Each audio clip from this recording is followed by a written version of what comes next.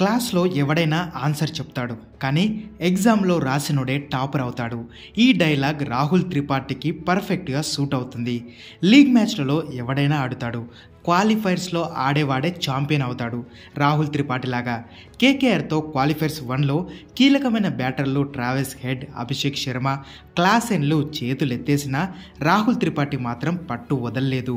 35 బాల్స్లోనే 7 4లు, 1 సిక్సర్తో 55 పరుగులు చేశాడు. మరి ముఖ్యంగా పవర్ ప్లేలోనే 4 వికెట్లు పడితే మరో వికెట్ పడకుండా క్లాసెన్తో కలిసి 5వ వికెట్కు 63 పరుగుల పార్ట్నర్షిప్ బిల్డ్ చేయడంలో కీలక పాత్ర పోషించాడు. అయితే మంచి టచ్లో కనిపించిన త్రిపాఠి దురదృష్టకర రీతిలో అవుట్ అయ్యాడు. 14వ ఓవర్లో సునీల్ నరేన్ బౌలింగ్లో సమద్ పాయింట్ దిశగా ఒక షాట్ ఆడాడు. పాయింట్లో ఉన్న రసూల్ అద్భుతంగా బాల్ని ఆపేసి క్విక్గా కీపర్కు త్రో చేశాడు. ఈలోపే సమద్, త్రిపాఠిలు పిచ్ మధ్యలోకి వచ్చారు.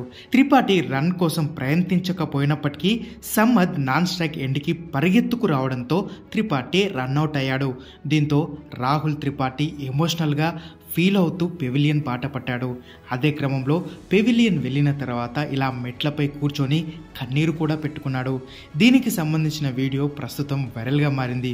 నువ్వు నీ శక్తికి మించి ఆడావు, బాధపడాల్సింది నువ్వు కాదు, చేతులెత్తేసిన మిగతా బ్యాటర్లు, నిజంగా నువ్వు ఛాంపియన్ అంటూ ఎస్ఆర్హెచ్ ఫ్యాన్స్ రాహుల్ త్రిపాఠికి మద్దతుగా నిలుస్తున్నారు.